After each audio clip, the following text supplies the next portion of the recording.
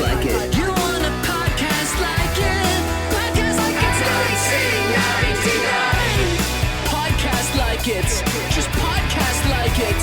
Podcast like it's 1999. Podcast like it. You want a podcast like it's 1999.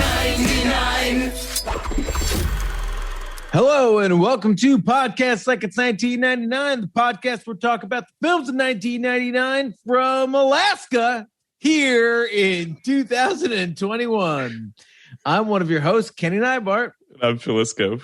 And with us today is our favorite guest, nobody, which means you get us. We're putting you in limbo, fools. It's true. We are. I like that you picked a state. We're coming from Alaska. Well, yeah, just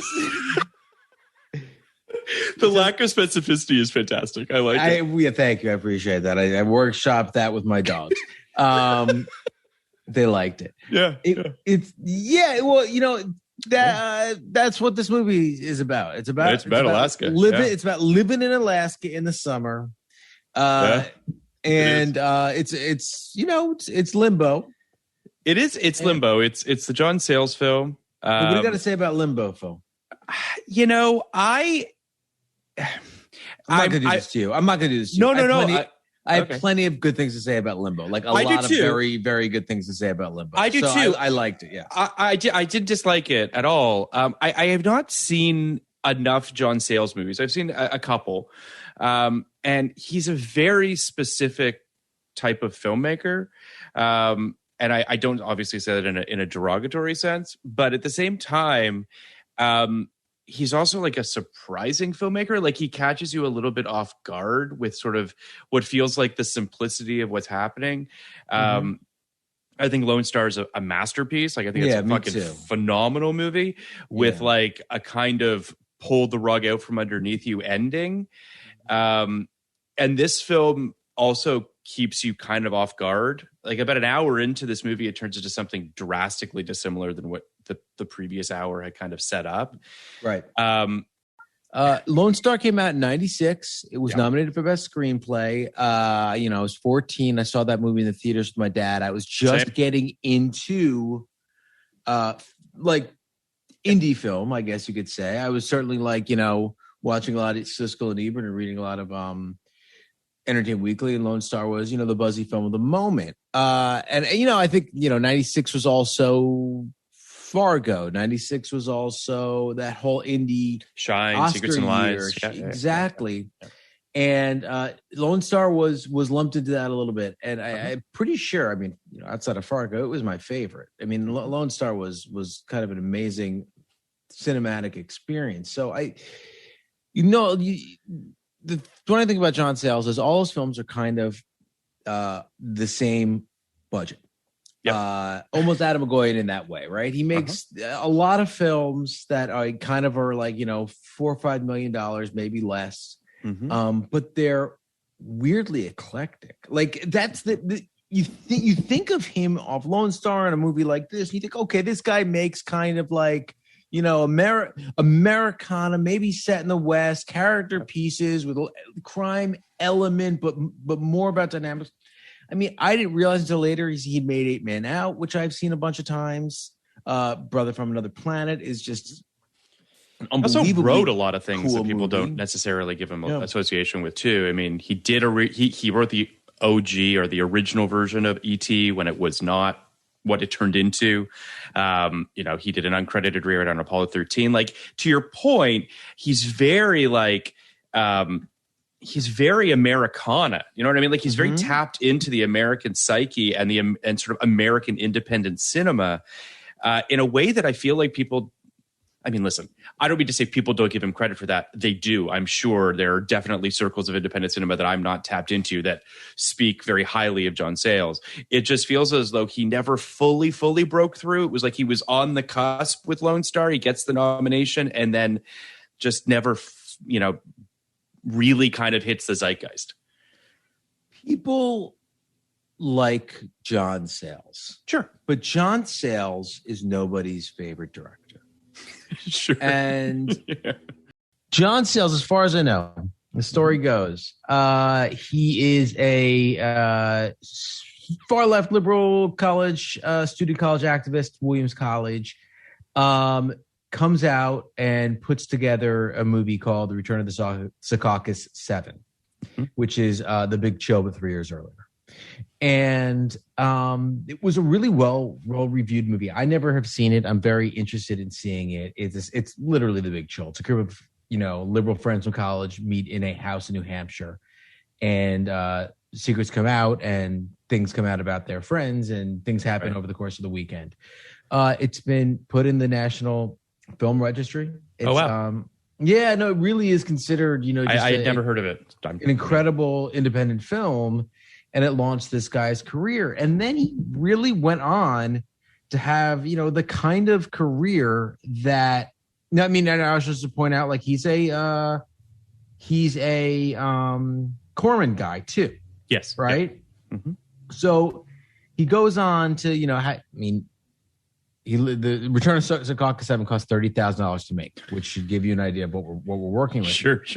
But he goes on to make a bunch of really, really, really well-reviewed movies. Yes. He made a movie called Baby It's You, Liana, The Brother from Another Planet was incredibly well-reviewed. Then he went on to make movies like Lone Star, 8 Men Out, Passion Fish, which was a big movie. I remember, a big Oscar movie. Secret of Roan Inish, which is about seal people. Sure. And I wanted to kind of highlight that, and Brother from Another Planet, because even though he's an independent filmmaker, even though he's generally working on small budgets, he has never shied away from these kind of wild fantasy science fiction ideas, and been able to use those ideas as a lens through which to talk about modern society from his particular position as a as a reformed radical. That's really what it seems like he is, like a reformed radical, and hangs out with a lot of those people. I mean, there are a few in this movie, like Chris Christopherson, but Steve Earle is in his group of players, and Chris Cooper is in his group of players, and just seems to have a group of people who would essentially do anything for him. But as I said, I do think it is weird that he never had that Fargo moment.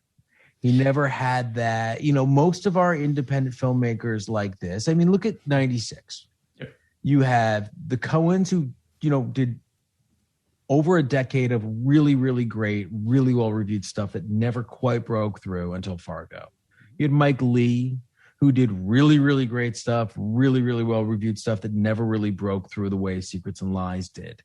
And it happened over and over and over again throughout the 90s, but Sayles just never was able to kind of get his whole head above the surface. I mean, I fully agree with you, and I think it's really interesting that we talked about Lone Star earlier, and if our listeners haven't watched Lone Star, watch Lone Star. It's a fucking great movie. Anybody would like that movie. It's a great movie, and what's interesting is that with just a great cast. Matthew McConaughey, Chris Cooper. I mean, it's a great Chris Christopherson. Like, it's a really, really good movie, and it's the type of movie that connected with people. And rather than taking that as an opportunity to try to either create a more mainstream movie or to do something along those lines, he makes a movie called Men with Guns, which I haven't seen. Do you know what it's about? I do know what it's about, and I'll just for our listeners, it's set in an unnamed Latin American country. It's a story of one man's discovery of what actually happened in the political history of his nation, as well as his students. It was filmed in Mexico, and most of the crew were Mexican. It to me is a perfect example of him being like, I'm doubling down. I'm doing what I want to do, and I'm not going to let this opportunity pass me by to try to connect with people on stuff they might not know about. And it's a bold move on his part, and I think speaks to perhaps why his career has been what it has been. It reminds me a little bit of another guy who made a lot of movies and never really broke through until Black Swan, is Darren Aronofsky. Sure. And Darren Aronofsky kind of famously claims, and I'll believe him for the sake of this podcast, that he like wrote down a list of 10 films he wanted to make, and he's made like 8 of them. And like he's like two left to go, right? Right. Like he's just been ticking. I want to do a movie about a ballet dancer. I want to do a movie about a wrestler. I want to do a movie about a tree in the middle of and or the Fountain of Youth. But yeah, or Fountain of Youth. I want to do you're right. It wasn't the Tree of Youth. It wasn't so much the tree. I want to do a movie about a 600-pound man starring Brandon Fraser. He's going to win an Oscar. And he might. So, which is interesting that like for like half a second he was going to do the Wolverine because that deviated. And a Batman movie too. I mean, he almost did a Batman movie. Clearly deviated from his plan, but it seems like almost like Sayles was like, Men with Guns is the next on the list. Like it doesn't. Like that's what I'm doing next. That's what I was always doing next, and that's what's happening here. There will be no cashing in. There will be no. There will be no 8 Men Out, for instance. Like 8 Men Out's a commercial movie. I would argue if this film had followed Lone Star, this movie might have broken through in a way that it didn't. I agree with you strongly. You know what I mean? Like this is a movie that has some twists and turns, has some really cool shit in it, is accessible in its own way, and it's still John Sayles being John Sayles. Like it doesn't feel as though he's in any way holding himself back.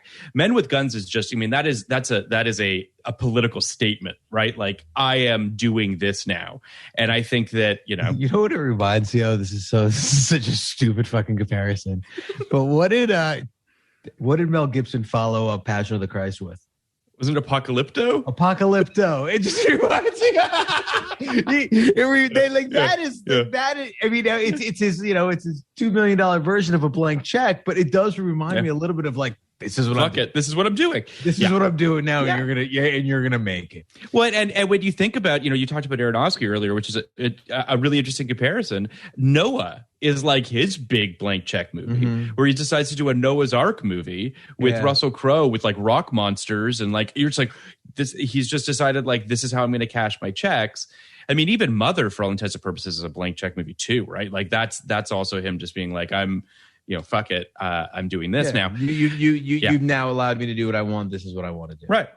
But I'll say this, I remember Limbo existing. I remember that Sayles was on my radar post Lone Star, as he was, I think, for a lot of people.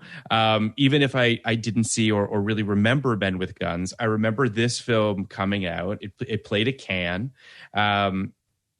And, it didn't really leave much of an impression. I'll give a little bit of context for people who haven't seen it. After a traumatic incident years ago that left others dead, Joe, played by David Strathairn, has lived a life full of guilt, leading a solitary existence as a fisherman in Alaska. After he meets lounge singer Donna, played by Mary Elizabeth Mastrantonio, he starts to fall for her and open up. However, when Joe's half-brother returns asking for help, it sends Joe, Donna, and her daughter Noelle on a boat ride that will change their lives. Limbo opened on June 4th, 1999. It would go on to make $2 million on a $10 million budget. It's got 72% on Rotten Tomatoes from critics, 69% from audiences.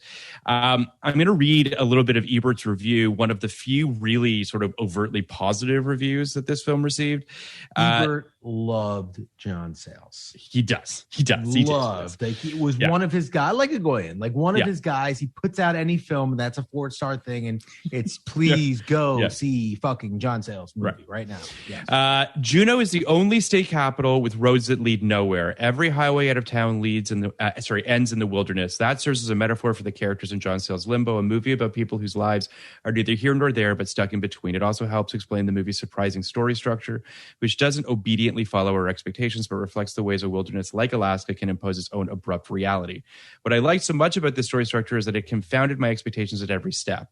I expected the story to stay in Juneau, but it didn't. When it took a turn towards adventure, I thought the threat would come from nature, but it comes from man. After the 3 characters are stranded, I expected, I don't know what, maybe Swiss Family Robinson-style improvisation. But Sayles gradually reveals his buried theme, which is that in a place like Alaskan wilderness, you can never be sure what will happen next, and that optimism, bravery, and ingenuity may not be enough. Some of the best dialogue passages in the film involve Joe's cry at realism. He refuses to raise false hopes. And of course, even the hope of rescue comes with a hidden barb. Will they be found by friends or death? The movie leaves conventional plot structure behind and treks off into the wilderness itself. There's even a story within the story based on a journal Noelle finds, and it contains a surprise too. Then comes the ending. Watching the screen, I felt confident that I knew exactly what would happen, what and how and why, and I was wrong. The more you think about the way Limbo ends, the more you realize that any other ending would betray the purpose of the story. Sayles has started with a domestic comedy and led us unswervingly into the heart of darkness. Yeah, I mean, I fully agree with that. Like, I don't know about you, but when I started the film, first of all, ominous kind of credits. Like the score's ominous. You've got these fish swimming upstream. The even the text, all of it just feels like unnerving. Yeah. And then it kind of, then it's like, oh, it's sort of this, domestic movie. Also kind of whimsical. Like, yes. There's a silliness to it. It's basically, a bunch of found footage of Alaska and a voiceover about Alaska that read by one person, as it is in the beginning, sounds like a tourist video, and read by another person as it switches over to sounds like a threat. Yes. And it's I hope I'm explaining it at least a little bit to what the viewers or the listeners' appetite, because you do kind of have to see what he did with it to understand exactly what it is foretelling. It does kind of get you in immediately. And by the way, I think any movie set in Alaska, I'm kind of in right away. There's just something about that place that is endlessly fascinating to me. So I feel the same way. It's for the first 45 minutes or so, the movie kind of lulls you into this sense of a domestic drama for, a small indie domestic drama about this guy. A grown-up love story about this guy whose life has kind of got away from him. He had this horrible tragedy happen. He meets this woman who's also kind of guarded and prickly and is just sort of like has been burned too many times by too many men and has a daughter that's relationship is also, having trouble with her teenage daughter. And you're just sort of like, okay, yeah, no, I can get on board with this. Like this feels, and then it just abruptly shifts into this survivalist crime drama, for lack of a better way of putting it, in the woods. And all of that piping that he laid, all of that foundation that he laid with that first hour just makes you really feel for these people. Yeah, I really did. I fucking loved it. No one does this. I agree. The movie is 999 out of 1,000 times the first part or the second part. Yeah. Or occasionally the first part with the third act taking place in the second part if it's a really bad movie. But yes. But this is really this is one of those movies I knew nothing about, and I made a point of not reading anything about it going into it. So I knew that David Strathairn was in it. I knew Mary Elizabeth Mastrantonio was in it, and I knew it was John Sayles. So I prepared for anything, and I thought it was pretty tame but interesting. Interesting. I thought kind of the hook of this movie was Mary Elizabeth Mastrantonio's singing career, because they do something. Sayles does something early on that I thought was pretty bold too. 15 minutes into the movie, or maybe less. Basically, Mary.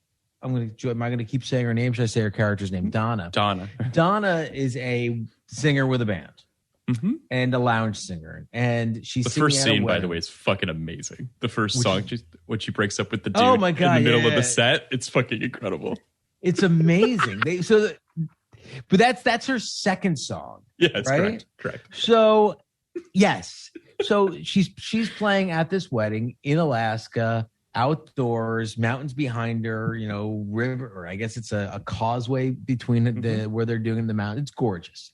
And her daughter is a caterer, and David Strathairn is kind of the handyman on the property. And the movie stops for 2.5 minutes to hear her sing this song. Yeah. She could sing, by the way. She could sing. She totally can sing. Yeah. But it's the only movie I can think of that just does that is like Moulin Rouge, when they just stop for Nicole Kidman to sing Diamonds Are a Girl's Best Friend. It just stops. And it is powerful. And you're seeing it through the eyes of her daughter, who you don't know is her daughter at the time, who kind of like breaks down silently without actually crying and has to sit down and put her tray down because she's the caterer. And yes, and then she breaks up with her boyfriend, who is the leader of this band, with a song that essentially is like my life with you is hell. And I'm going to be better without you. A real song, not a song they're writing on the spot. You know, she that he for some reason has agreed to play with her.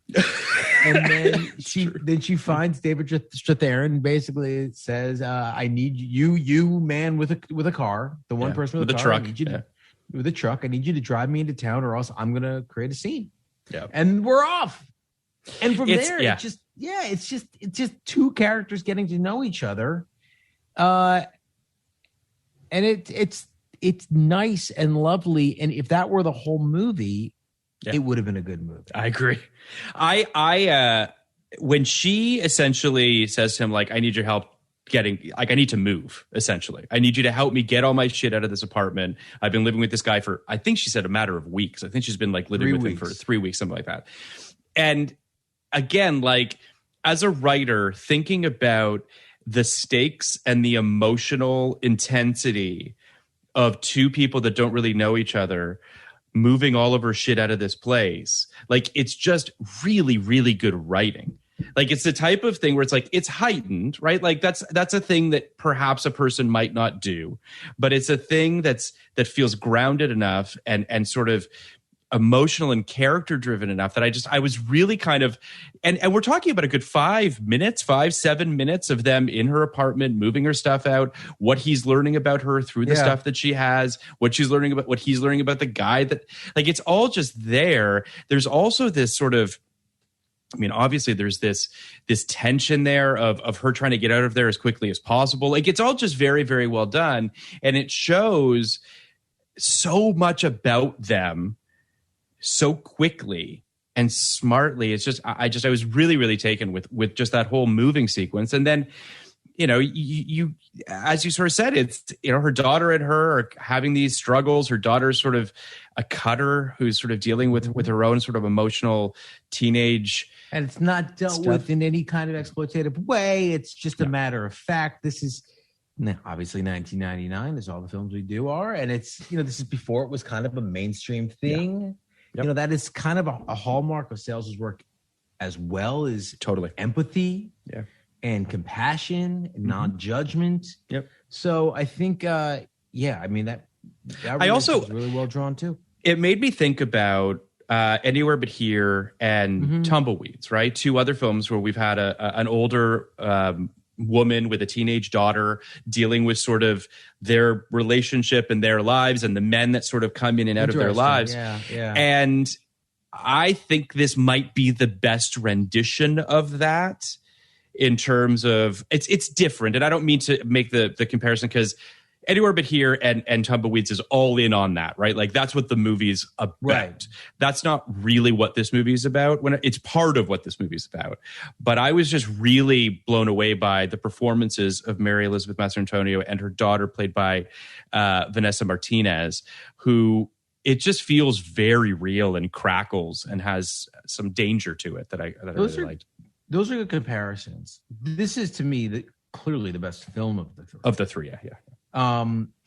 It's whether it's the best portrayal of that relationship. You know, the fundamental differences in Anywhere But Here and Tumbleweeds, both of those mother characters were also low-key abusers. Right. And scenery chewing kind of Oscar-y type sort of performances. And the characters were kind of these almost, you know, larger than life. Needs to be center of attention. And despite the fact that, you know, Donna in this movie is a person who performs, so she's often literally is the center of attention. That's not the vibe you get from her. She is 10 years beyond where those characters are. In that she has long accepted that it's not going to be a great end for her. You know, that her job, I think, is to get her daughter graduated and on her way. And if she finds, you know, happiness with a guy, if she finds success in her career, that would be wonderful. But that doesn't seem like it's even on the radar for her. I agree. You know, there is a there's a depth to Donna that neither Susan Sarandon nor Janet McTeer have in those films, but there's also there's this. Sadness is the wrong word. There's a melancholy kind of, and resignation is not the right word either. But there's just there's all these things that are going on with Donna's character, especially once they're stranded in the woods, where it's all really dialed up, and you're seeing her at her most naked and her most sort of vulnerable and her most scared. That really sort of, and you get hints of it in the first hour, but that second hour is when you really start to sense that Donna's basically willing to do anything to get her daughter safe. Yes. And that's just sort of what it is for her. One of the reviews you read really hit on why I think I liked this movie more than most movies that like are or turn into survival tales. Mm-hmm. And it was the lack of bullshit. It was the lack of, praying to God, or it will all turn out, or killing bears, or, it was David Strathairn at every turn saying, I don't know if this is going to work out. It's hard to say. If the fire burns out, we'll have to start from scratch. I can't tell you if they're here to kill us or not. It was no bullshit. Which is scary as fuck, by the way. Yeah, it was. It was super scary. But, so I think for people who haven't seen this movie, we really, because it is unusual, we really should kind of go, as beat. Yeah, we'll go beat by beat. But I want to highlight one moment that I feel really crystallized for me what this movie was trying to do in terms of tone, in terms of vibe, and just sort of the naturalistic elements of it. There's a moment when shortly after, and we'll get to the plot circumstances, but long story short, they're in the woods, they're soaking wet, and he says you have to take off all your clothes. And because if you keep the wet clothes on, you're going to get pneumonia and you're going to get sick. So they take off all their clothes in order for the clothes to dry, and then they all just huddle together and use their body heat in order to essentially stay alive. It is a haunting, beautiful human image of three people that, for all intents and purposes, don't really know each other that well, despite the fact that you got a mother and daughter and a lover there. They're really kind of very disconnected, but barely lovers. Essentially their third date. Yeah. Right. And just the sheer sort of naturalistic, this is how we will survive this, is just what a movie, man. What a movie. I like, and we'll talk about the end when we get there, but what a movie. Like, really very curious about your thoughts on the end, because I know, I'm just curious.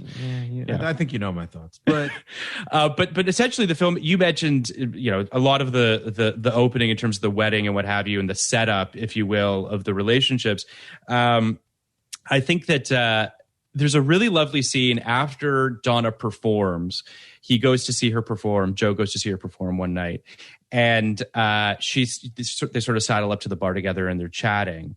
And they have a really interesting chemistry. I mean, I want to take a second at a certain point to just we got to do a David Strathairn moment and just talk about his filmography a little bit and how he got to where he is. But I fucking love David Strathairn. I can watch him do fucking anything. I said the same thing. He is a national treasure. Oh, he's incredible. I do think people know that. Certainly people who love movies know that. Yeah. But every time I watch a movie with him, this guy you want to be your dad, your friend, your uncle, your teacher. Yes. In your life in one way or another. He's just so fucking solid. And I don't really ever want him. I would not want to see him play a villain. I would not want to see him play an asshole. Let me have my stoic, dependable. Yeah. David but at the same time, LA Confidential, where he plays a total fucking skis, and he's a monster essentially in that movie. But first of all, the guy's a chameleon. He's always David Strathairn, and yet he's never David Strathairn somehow, which is just unbelievable. It's just, I mean, just to kind of, obviously the guy's been in a million movies, but I want to just sort of highlight a couple things. I love him in Sneakers. I love him in A League of Their Own. I mean, he's in Passion Fish. Love him in A League of Their Own, yeah. He's in that, so there's, there is that. He went to college with John Sayles. So they are old friends. That makes sense. That makes sense. He's great in The Firm, where he plays Mitch's dad in prison. A River Wild, he's great in that. He has a great one scene performance in Home for the Holidays that I love. As I mentioned, LA Confidential, but then like he's in A Midsummer Night's Dream, which I completely forgot he was in, by the way. So he does have that in 99. Was he Oberon? He was Theseus. Yeah. I'm sure he was. We're going to see him again in A Map of the World, which we'll talk about at some point, a movie that essentially doesn't really exist, but also a 99 film. It's really Good Night and Good Luck when everyone's like, oh, fuck. Yes. Oscar nomination, gets his big sort of shining moment. And he's fucking great in that movie, obviously. And that's when I feel like the doors, then it's like Bourne Ultimatum, and he starts to actually get to be in like big studio things at that point. But like, yeah, he's in Lincoln. He's in Godzilla. It doesn't really change that much for him. It doesn't change that much. And then he's in Nomadland. But like, how does the guy not have an Oscar yet, I guess is my question, right? Like, he should have won one for Nomadland. Yeah, guys. Like, come on. What are we doing? Yeah. That one I don't really get. But I don't get why there was no talk for him for that. But it's interesting because he's mostly played supporting roles in his career. His one Oscar nomination is for Good Night and Good Luck, where he's the lead. Yep. His character type lends itself to being the lead. Right. And his particular, brand of pathos is the kind that could be interrogated as a protagonist. So as a supporting character, it seems not showy. As a supporting character, it seems kind of like just a man in this world who's a very believable man in whatever world he's in. Mm-hmm. But what you see in this movie, where he is, co-lead, is he plays conflicted man with a past really fucking well. Yep. And for the most part, the difference between lead actors and supporting actors is that lead actors are given pasts and supporting actors mostly aren't.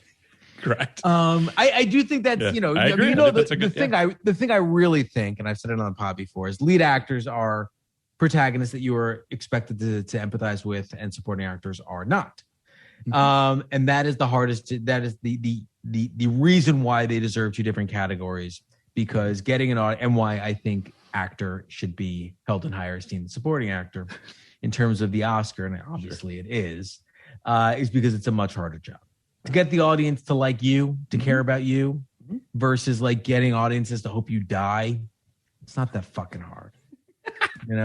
I don't disagree. And I think that there's something very paternal about David Strathairn. He feels like a guy who he's very fatherly to a certain degree. But I'll also say that the guy's got so many gears. Like, I think about at the end of the film when he's talking to Chris Christopherson by the plane and him sussing out that it's a great scene played by obviously two great actors where you're just not sure where the allegiance lies. You don't really know, like, it's reading between the lines. It's great. It's great.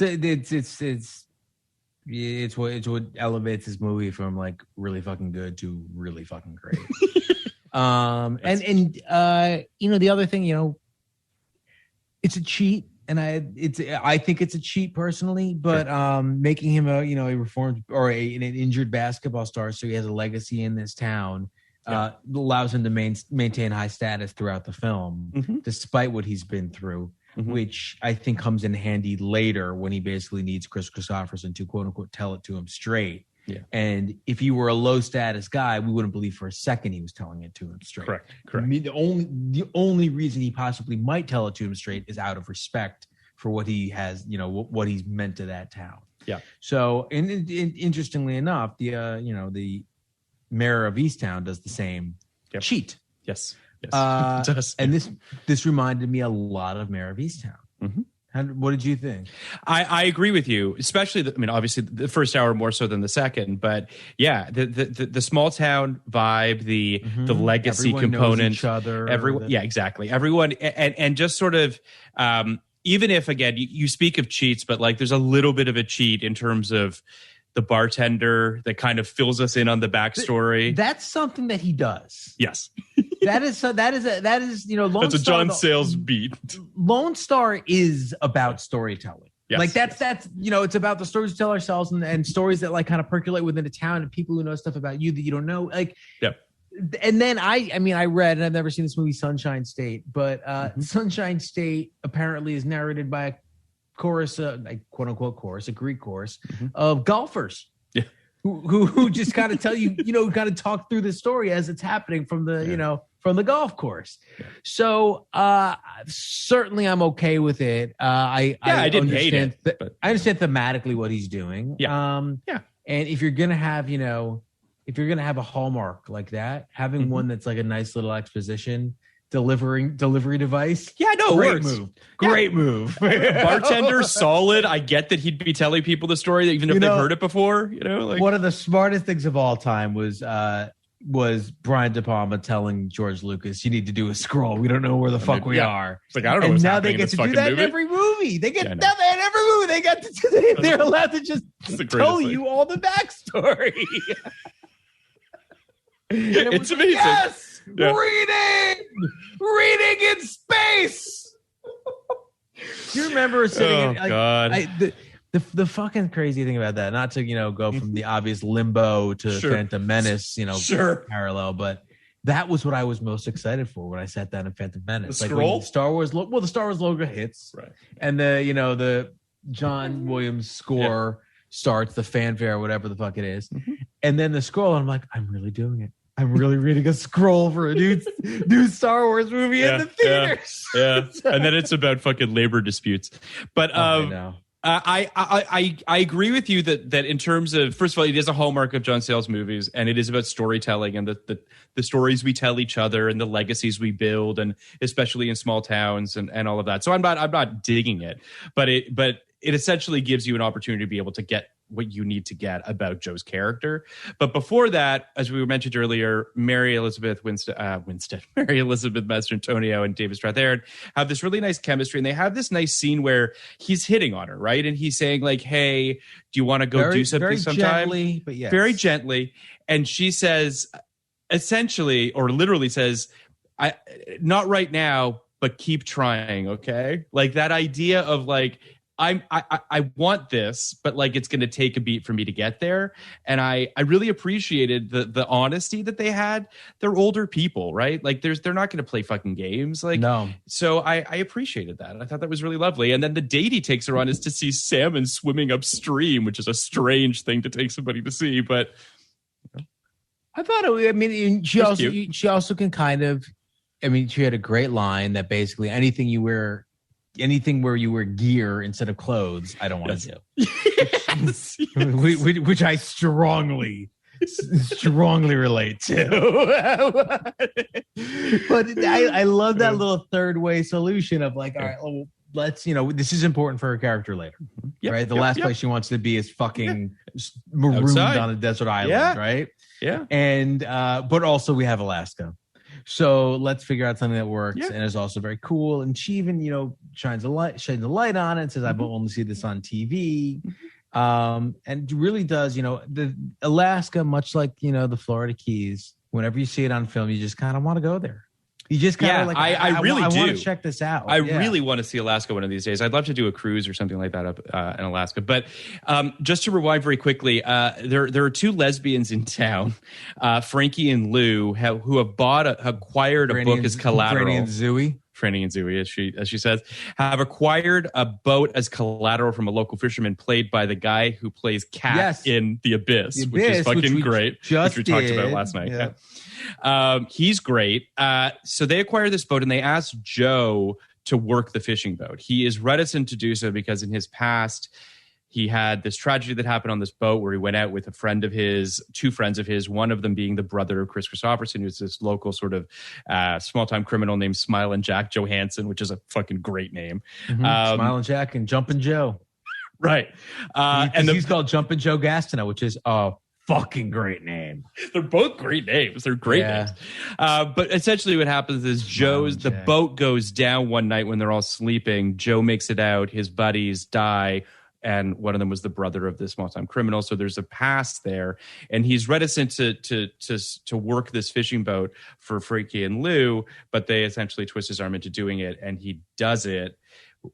Go ahead. You were going to say something? Yeah, and then again, this isn't like the kind of thing where, you know, another movie would spend a fucking act on the deliberation. Should I go again, and having nightmares and getting on the boat and stepping off. Like, I believe this guy would get on the boat pretty fucking soon. You know, I believe that this guy who is admittedly barely making ends meet. Yeah. It will go on this free boat and do something he knows he can do for some easy money. Yep. And it's a really nice, at first, there are 2 montages in this film to Donna singing, and both of them work. Yeah. Just because I think part of it is, I mean, they're nice songs and whatever, but it's the emotional component of knowing what Donna says earlier that she could never not sing, because it essentially gives her life. When she's in front of that mic and she locks into a song, it just makes her feel as though this is what she was meant to do with her life. So when you then hear her singing songs later in the film, you have that in your head as she's singing. So it embodies it with so much more, you know, character and humanity. But there's these really nice montages of him working the boat, what have you. And Chris Christopherson brings a really great energy to this film as well. There's this sort of unsureness as to whether or not you should trust him. Like, he's called Smiling Jack because, like, he seems like a nice guy, right? Like, that's I don't know. Smiling Jack, I feel like is like calling a big guy tiny. Like, you call it, you gotta watch out for someone named Smiling Jack. That might be true. Like, he might stab you. Yeah, that's fair. That's fair. Yeah. But then Joe's, basically, like, I don't know, sort of shitty half brother Bobby shows up, who's we've met earlier in the film, who's trying to get money through the bank and he can't because his credit is fucked and he's basically kind of screwed. And he goes to his half brother Joe and he says, "Hey, I need you to help me crew this boat with some clients." You can already tell, like, Bobby's got the whole, like, don't do anything Bobby's asking you to do vibe. Yeah. But because he's his half brother and because Joe seems like a good guy, he does it. And yeah, there's one other thing that I wanted to touch on because I'm curious as to your thoughts on it. Donna and Noelle have this sort of contentious conversation when Noelle finds out that Donna's dating Joe because she has a crush on Joe. Yeah. I don't know how to feel about it. I don't know if I needed it, I guess is what I'm getting at. But I'm curious what you think. Yeah, let's see. How did I feel about it? I feel a little skeezy about it. Right? Yeah. And it's definitely there. Like, in the beginning of the movie, Joe essentially says all the groom's friends were, you know, checking you out. Yeah. And she goes, "I didn't notice." And he goes, "Well, it was happening." And it is this, you know, vaguely playful banter that in the hands of a creep would have been very creepy. And in the hands of David Strathairn is very uncle-y, fatherly. Yes. And you know, look, he is really good looking. He is. Like, he is really, really good looking and always has been. And you do get the sense that he is the kind of guy that a younger girl would get a crush on. Mm-hmm. But I'm not a big fan of going halfway with that kind of story. Sure. And that's what I think they did. I think they went halfway with it, and it's not a plot point as much as it is a very minor roadblock, a very minor speed bump. It's to your point, they don't commit to it because they don't want to, I get the impression they don't want to tarnish Joe. And they want to make it seem more like, oh, shucks, Noelle, what a cute sort of teenage character that feels aimless and doesn't really know where to sort of put her love and put her affections and all of that. And that's kind of how it's played, but it's just unnecessary. Like, I kind of wish that they had removed the crush component and made it more like he's my friend. Like, because that's kind of what it feels like, right? Like, he takes her, they have this scene together in some sort of a, I don't know if it's a warehouse of some sort or some. There's something about, like, he takes her out at one point. I'm trying to think of I'm trying to remember the context of why they hung out, but I remember them in sort of a warehouse situation. Long story short, I just feel like, you know, if that scene between Donna and Noelle had been more like, he's my friend and I don't want you to fuck this up and make it weird for me, I would have been a lot more on board with that than making it sexualized in any way, or I just didn't need it. I don't think ultimately we needed it at all. Yeah. Yes. We didn't even need them to know each other. Yep. Because it didn't really come into play. And, you know, the baseline dynamic of, she said, you know, look, she said, look, my mom is allergic to wool. He goes, are you allergic to anything? She goes, my dad's boyfriend. My mom's boyfriends. Yeah. That's all you need. That's all you need. Yeah. Like, if you're going to have a line like that in there, yeah, that is all you need. I agree. 100%. Right. And again, it's not the best line. It's not the best dynamic. And it's not the best part of this movie, but it's there. So everything else just seems like half measures. Totally. So then basically what happens is Joe brings Donna and Noelle along. They dock for the night in this isolated bay. Bobby reveals the truth to Joe, which is that he's involved in this marijuana smuggling. He dumped a load overboard when he was spooked by the police. And then Bobby is murdered by the partners to settle his debt. And that stuff's great. Yes, it's great. John Sayles really knows like when to just like when to yada yada yada and where his movie is, right? Mm-hmm. Like, so we get this information about Bobby, you know, basically being hundreds of $1,000s in debt to these drug people. Mm-hmm. And like any other movie, you expect that to be the climax of the movie. You expect there to be some showdown where they get to the place and our characters are in danger and all that stuff. What happens is David Strathairn goes under to tell the ladies, we're going to let you off in the next stop. And as that's happening, they hear footsteps on the deck, and then they hear gunshots, and then Bobby's dead. Yeah. And then they sneak their way off the boat, jump into the water, and we have moved on to the survival aspect of this movie out of fucking nowhere. Mm-hmm. And I don't mean that as a negative. Like it is exciting because at this moment in the movie, we could use some excitement. Yeah. And you do get this like queasy feeling that it is going to be that third act, like all of a sudden charged thing, you know, for these characters that is apropos of nothing and doesn't relate to their relationship and you know wasn't earned, and that's just not what it's about. This is a simple means to getting to this second part of the story that I think really interested John Sayles. I 100% agree. You can tell where the movie is, to your point, which is that he tears off the Band-Aid. He kills Bobby really quickly. David Strathairn literally says that Bobby's dead. Like that's done. There's nothing we can do about that. Yep. All we need to do now is protect ourselves from making sure that we don't get killed as well. We don't see Bobby die. It's gunshots off screen. Like it's we don't even really see the guys that kill Bobby. Like it's really this ominous sort of like it's really interesting. And then there was a scene I was speaking of earlier where they take off all their clothes in order to huddle together for heat. They find a cabin, they take shelter, they find a diary that Noelle finds written by a teenage girl that lived in the cabin with her family. And she starts reading segments of the diary to Joe and Donna as sort of, I don't want to say entertainment, but sort of entertainment to keep themselves all sort of, their minds occupied.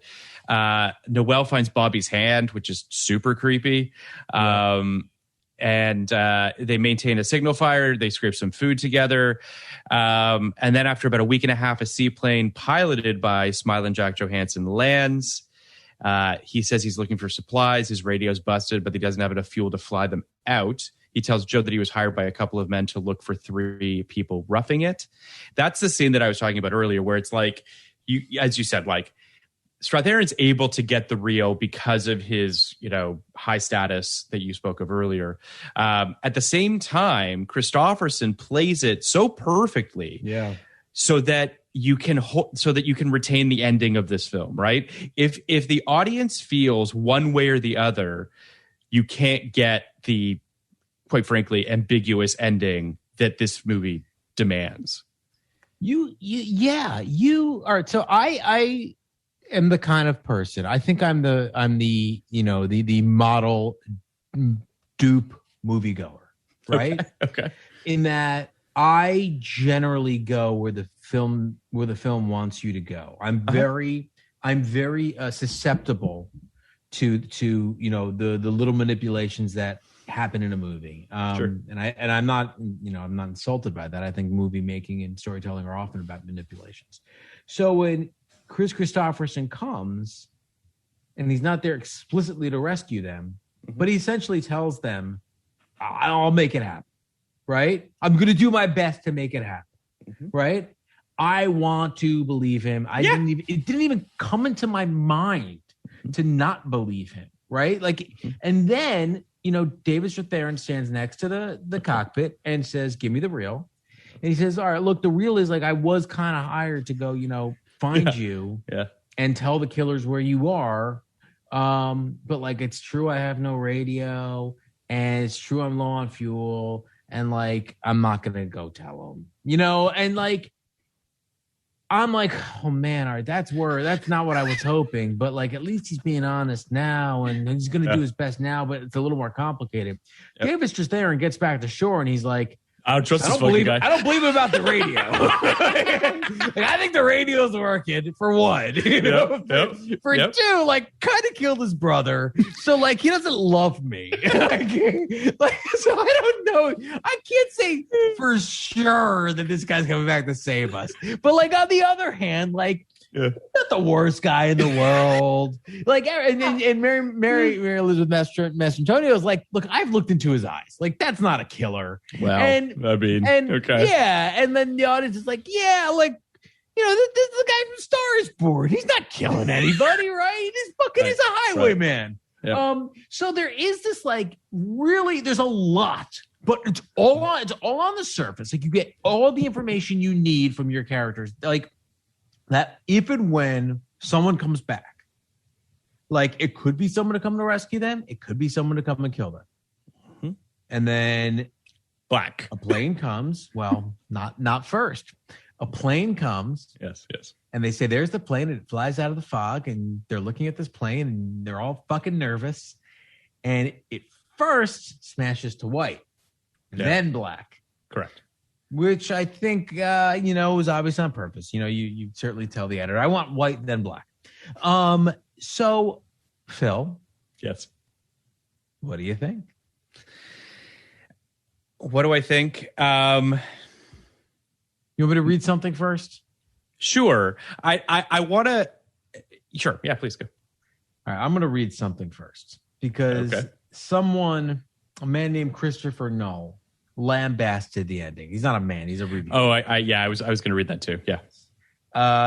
He is a critic, and he said, I can forgive many things, but using some hackneyed, whacked out, screwed up, non-ending on a movie is unforgivable. I walked half a mile in the rain and sat through 2 hours of typical plotting Sayles melodrama to get cheated by a complete and total cop-out finale. I mean, talk about not understanding the movie. Like, talk about the movie just going completely over your fucking head.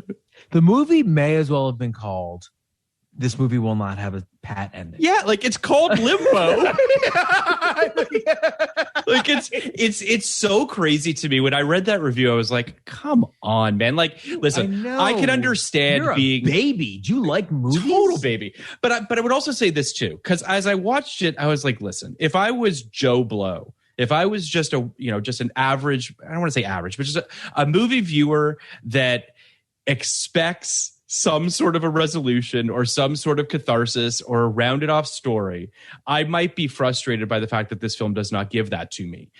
That being said, if I went into a John Sayles movie or most independent movies for that matter, you have to be open to the chance that you might not get that. Or that it might be this. All right. So critically, this is, as I texted you, The Sopranos stole this ending. They did. Critically, this is pre-Sopranos, right? Not is it? Well, it's pre the ending of Sopranos. Yes, right? Correct. Pre the finale, which is like 2006, of course. something like that, 2007. Yeah. And again, this is 99, the same year Sopranos came out. So I had never really seen an ending like this before. I've never seen an ending commit in this way. Well, I look, the Sopranos ending, I absolutely love. Same. I love it. I will love it forever. I don't want anyone else to try it. Correct. But because it no longer means what it meant to The Sopranos. It just means you're aping The Sopranos at this point. And unless you figure out some other new way to do it that I haven't thought of, like that is what the viewer will think. But as the first through the door for me, it was brilliant and shocking and just amazing. Just amazing that this show never has to end in my mind, Correct. Which it doesn't. Sure. This movie did it fucking 6 or 7 years before. Yeah. And I also think it's amazing that it ended the way it ended. I don't care. Yeah. But Phil, here's the thing. Yeah. And this is the thing, and this might be unique to me. The thing is, I love a good twist ending. I love a good resolution. I love a great ending. But when I'm writing, and when I'm in a room, and when I'm pitching things, the thing I'm most apt to throw out and switch and say, whatever happens is the ending. Yep. I don't believe endings are important in stories because I believe if you build a story the right way, there are many satisfying endings if they're executed correctly. Sure. Right. Sure. And so I always look at it as, well, we can end it this way where the hero dies. We're going to end it this way where the hero lives. And this, means this thing and this means that thing. And this will send us in this direction. That'll send us in that direction. But that's not that's not where the story is built. The story is built in everything leading up to the ending. So to not give you a pat ending doesn't affect me at all. In fact, it enthralls me. It lets me fill in the rest. It lets me think about what happened. Let me think about what Sayles was getting at here and what this island means to these characters and what it means to me and all the different ways it could go down. And so yes, I'm fucking super into an ending like this particular ending. I agree with everything you're saying. I also think that, to pull off this ending, and I just logistically, right, like writing wise, to pull off this ending of not tipping it one way or the other. I mean, listen, there's lots of filmmakers that try to have their cake and eat it too, right? I mean, Inception, for instance, right, where it's like, whatever you want. The top maybe is falling, the top maybe isn't. It's falling. Like you can take away from it whatever you want. Sure, sure, yeah, ish. I'm saying that this movie is so grounded in reality and has to lay some chess pieces out in such a specific way so that he's not tipping it in one direction or the other, right? Like you are leaving this film not knowing how it ends. It's leaving you in limbo, and it's fucking great. I totally agree with you because, all right, so that's a really good point. You really are truly in limbo because I think with The Sopranos, for instance, sure. There is a well-supported view, which is that he's been shot. Yes. And there is a poorly supported view, believed by, contrarians, which is that he hasn't or something else happened. Yep. But I think they very much tip the scales in favor of he's been shot. Yep. Inception.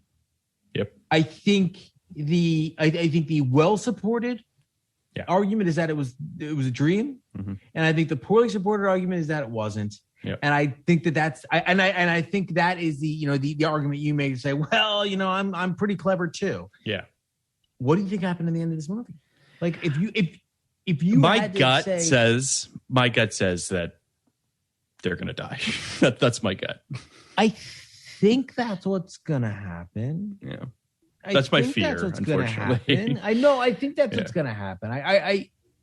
I don't know though, right? I don't know. Yeah. I'd say that if I had to make an argument for one or the other, I'd say they're going to die. Yeah. And the reason I would say they're going to die is because this is a movie that has made you care very much about these characters. Yep.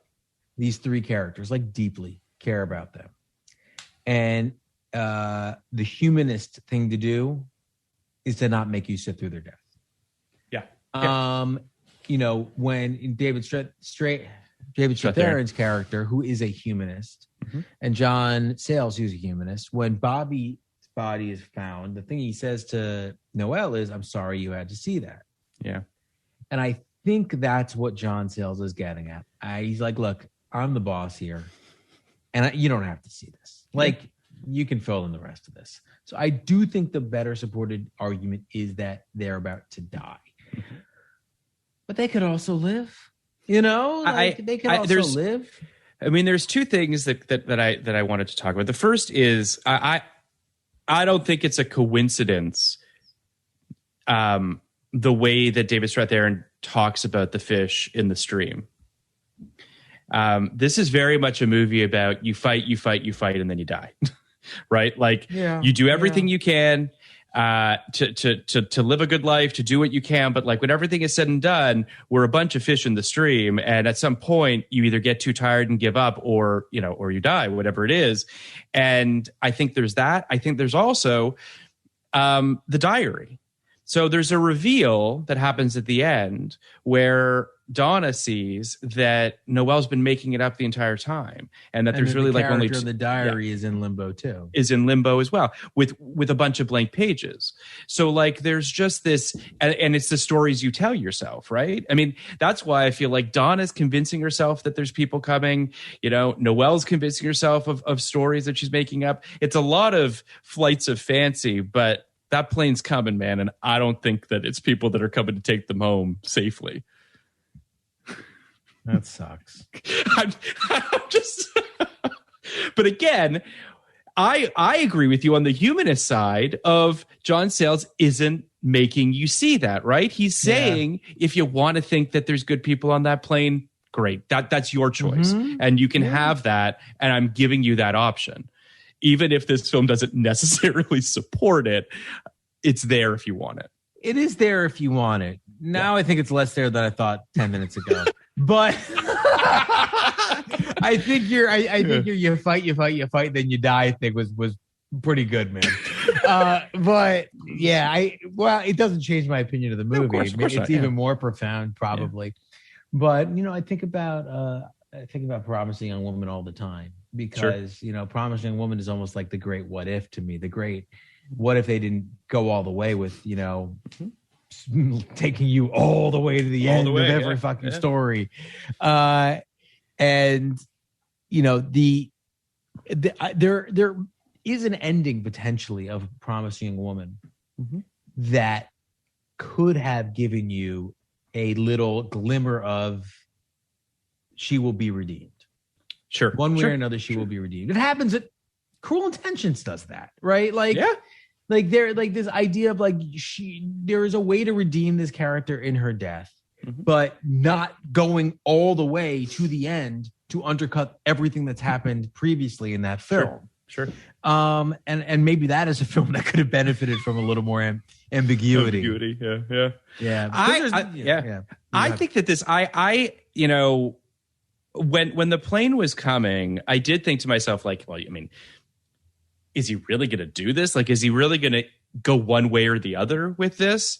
And obviously I appreciated that he didn't, but it also made me think about a movie that, we will eventually talk about. It might very well be the last movie we talk about, but Magnolia is another movie, right? Where a lot of people found themselves frustrated to some degree or another by the end of that film, right? I mean, there's a lot of people that are like, well, what the fuck do the frogs mean exactly? And like a lot of these threads don't resolve themselves, and that film is obviously much more bombastic than this movie, but that movie also leaves you, quite frankly, in a state of limbo in all of those characters' lives. You know what I mean? In a good way, though. I mean, why are people so dead set on knowing the answer to everything, or else it's bad?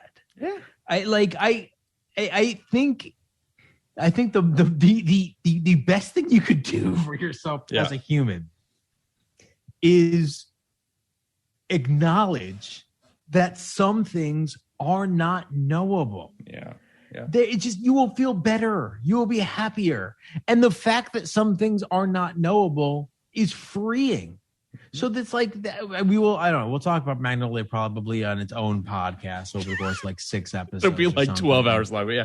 But just go. But you know what I'm saying. Go, of course. But it comes from a very similar place. It comes from a very similar place, which is this idea of I need to know. I need to know. Yeah. You don't need to know. Yeah. You don't need to know. I mean, truly, I mean, forgive me, I'm trying to remember which before movie it's in, but you know, there's this idea of answering everything takes the piss out of the whole thing, right? Like, I mean, it's almost a joke now that like David Lynch won't answer any questions about his movies, and everyone, you know, it's like, you know, the film Twitter, you know, always being like David Lynch won't. It's like, yeah, he's saving you from yourselves, guys. Yep. Like, he's just letting you fucking enjoy a piece of art for what it is. And I mean, listen, we talked about this a little bit with Luca, right? We've got this situation with Luca right now, the film that was released that I think is pretty overtly a gay allegory, and it's fine if it is. It's fine if it isn't. But it's also fine if it's neither, and it's whatever you want it to be. Like, I get so frustrated with, to your point, this idea of people that want their hands held, want everything wrapped up with a big fucking bow. They want to know everything before they go into a movie now. They want a trailer that basically shows them everything, so there's no surprise. It's like, what the fuck is going on? Like, when did surprises become a bad thing? And this is and this comes down to my whole thing about allegory. Free Guy? and no, I love Free Guy, but it comes down to my whole thing about allegory, and like it's what you want it like things that aren't explicit in a movie are open for interpretation and should be open for interpretation. Yeah. And then at that point, the movie stops belonging to the director and the creators of this film, and it starts belonging to you. Yeah. And you take what you want from that movie, and that's how movies become your favorite films. That's how art works, though, right? Of you. Yes, it is a conversation between the creator and the audience, and so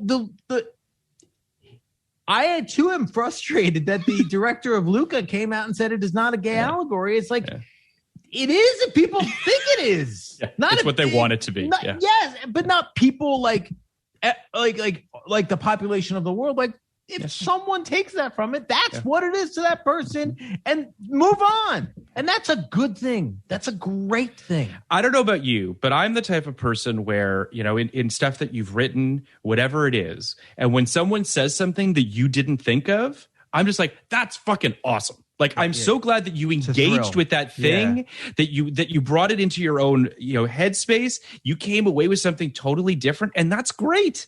Like, that's what this is supposed to be about. Don't you sometimes feel like some people highlight things that you didn't even realize you were thinking, but were there? Yep. Happens all the time. And I mean, I don't care what he said, obviously. If that's not a gay allegory. I mean, I don't really know what you're talking about. But I mean, I would agree with you. I don't even know. I didn't even get the story otherwise. It's crazy. But I do think that's what I took from it. Sure. And I guess I'm just, we've got to this place now where audiences don't even want subtext. They don't even want like subtlety or nuance. They just like want it to be told to them. One thing. It's just like, what is that? One thing. Well, just that it's one thing, and there's the right thing, and that's it. Right. And you thought it was this thing, you're dumb. It's actually this thing. Right. And it's not, you know. I know. I think that this movie, this woefully underseen film, that I think, you know, people should absolutely seek it out, isn't even that challenging when everything is said and done. Like, I don't think that John Sayles has gone out to make a film that necessarily challenges the audience, right? Like, I think this is actually a very inviting movie. I think this is a movie that's welcoming you into its ideas, welcoming you to love its characters, and that at the end, it's basically saying, like, listen, man, life's a big fucking question mark. Like, I don't know how it's all going to go. You don't know. I don't know. That's how we live. We are in limbo. We are in limbo every day. Limbo. Yes, that's the truth. That's the thing. We are constantly in limbo. And when people start to accept that, that there is no answer to what comes next. Yeah. At least not here. Yeah. We can maybe enjoy our time here. Totally. I also think, just to rewind to what Ebert said about nature, I also love that this film is not really a film that's saying, you know, that Mother Nature is going to kill us all. It's actually saying we're going to kill ourselves. Oh, yeah. And that man is what's going to destroy this world. And don't worry about, freezing to death in the woods. It's the ominous guy with a gun out there that's looking out for his own skin. It's I know there's an interesting conversation early on between a politician and a guy who basically, I guess, owns a logging operation. Yeah. And they both just have different ideas for how to monetize Alaska. One guy's like, we're going to cut down all the trees. The other guy's like, just don't do it where people can see because we're going to turn Alaska into an amusement park. Yeah, just a big thing.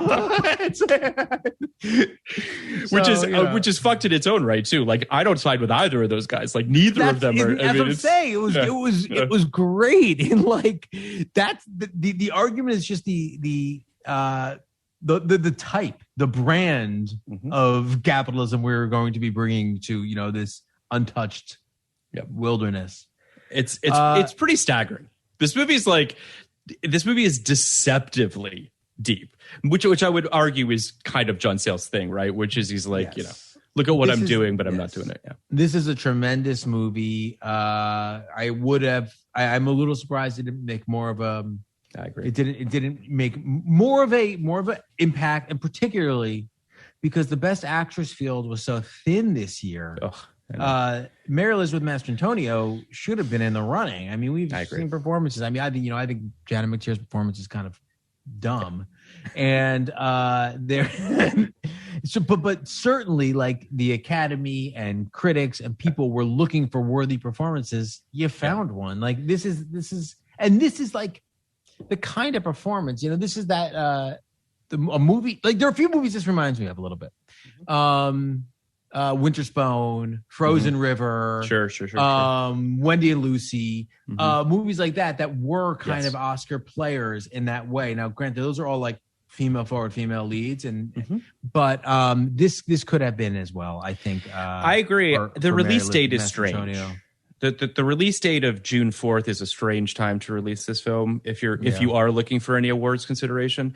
I guess maybe they thought because it's kind of twisty and it's got some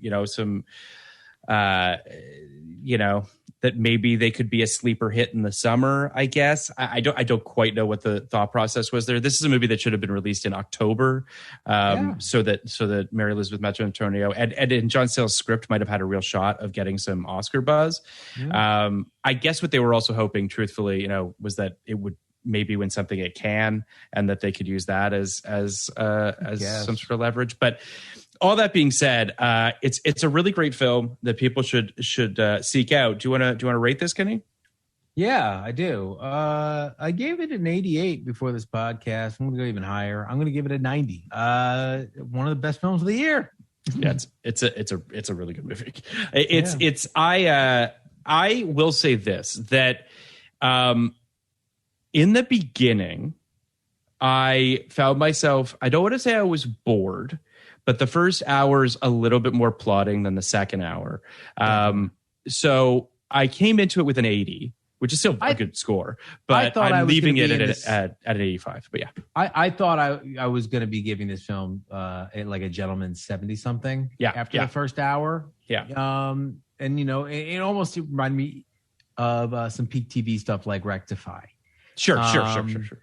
Which I think is, like, look, it's good, but it's a gentleman's 75. Come on, guys. But no, the second hour just is gangbusters. So gangbusters. Awesome. Yeah, it makes everything that happens in the first half more relevant, have more resonance. It's a really, really excellent. Yeah, when the twist comes, I was just like, oh, okay, like, You've got me now. I'm certainly I'm in for the long ride. I also it's worth noting as well. This film was shot by Haxel Wexler, who's afraid of Virginia Woolf, In the Heat of the Night, Thomas Crown Affair, Days of Thunder, not Days of Thunder, Days of Heaven, Jesus Christ, and American Graffiti. A great DP, and this film looks beautiful. This movie is, again, I think that it seems just so deceptively simple for that first hour, and then the movie just gets its hooks in you, and I spectacular film. Yeah, I mean, this was a movie that's been on our list for a while. I keep looking at it and being like, yeah, we got to do Limbo. Yeah, we'll do Limbo. It really caught me by surprise. Me too. Really, I mean, I guess I figured it would be good because he's always good, but it was great. It's really, really great film. It makes me want to watch all of his films. So maybe I'll do that. Totally agree. I'm going to go watch Lone Star again. That's for sure.